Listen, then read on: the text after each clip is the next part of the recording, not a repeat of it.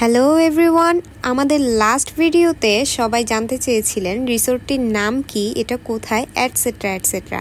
So full details নিয়ে আসলাম আজকের এই ভিডিওতে। সো ফার্স্টেই ঢাকা থেকে আমরা জার্নি শুরু করলাম শ্রীমঙ্গলের উদ্দেশ্যে। অ্যান্ড ঢাকা টু শ্রীমঙ্গল আমাদের ট্রেনের টিকিট নিয়েছিল পার পারসন 275 টাকা। দেন স্টেশন থেকে একটা অটো ভাড়া করে আমাদের রিসোর্টে চলে গেলাম। অটো ভাড়া আমাদের থেকে নিয়েছিল 150 টাকা, যদিও তারা আরও বেশি ডিমান্ড করে, আপনারা দামাদামি করে নেবেন। আমাদের রিসোর্টটির নাম ছিল রোদেলা ইকো রিসোর্ট, যেখানে আমরা বুক করেছিলাম প্রাইভেট পুল সহ একটি ভিলা, যার নাম ছিল অপেরা পুল ভিলা। অপেরা পুল ভিলার রেন্ট ছিল 5,000 টাকা। এগুলো ছাড়াও তাদের কিছু মাড হাউস অ্যান্ড আদার কটেজ আছে, যেগুলো আপনারা 1,500 থেকে 3,000 টাকার মধ্যে পেয়ে যাবেন। ভিলাতে এন্ট্রি নেওয়ার পরই তারা পুলের পানি রিফিল করে দিবে, and wifi, AC or others facilities তো আছেই।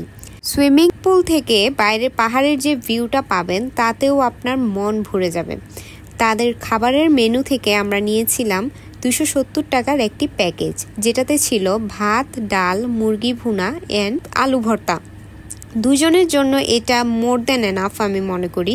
রিসোর্টের ইন্টেরিয়রটা খুবই সুন্দর করে ডেকোরেটেড ছিল, রাতের বেলা যা দেখতে অসাধারণ লাগে।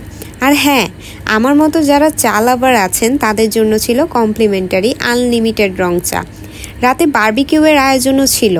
এটা প্যাকেজে ইনক্লুডেড না, আপনি বারবিকিউ নিতে চাইলে 250 টাকা পার পারসন করে পে করতে হবে, অথবা আপনি রেগুলার মেনু থেকেও ডিনার চুজ করে নিতে পারেন।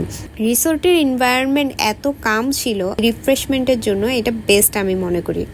পরদিন সকালে চেক আউটের টাইম তারা কমপ্লিমেন্টারি একটা ব্রেকফাস্ট দেয়, যা আর ভিডিও করা হয়নি। সো এই ছিল রোদেলা ইকো রিসোর্টে আমাদের এক্সপিরিয়েন্স। এমন আরও ভিডিও পেতে আমাদের চ্যানেলটি সাবস্ক্রাইব করতে ভুলবেন না। Thank you.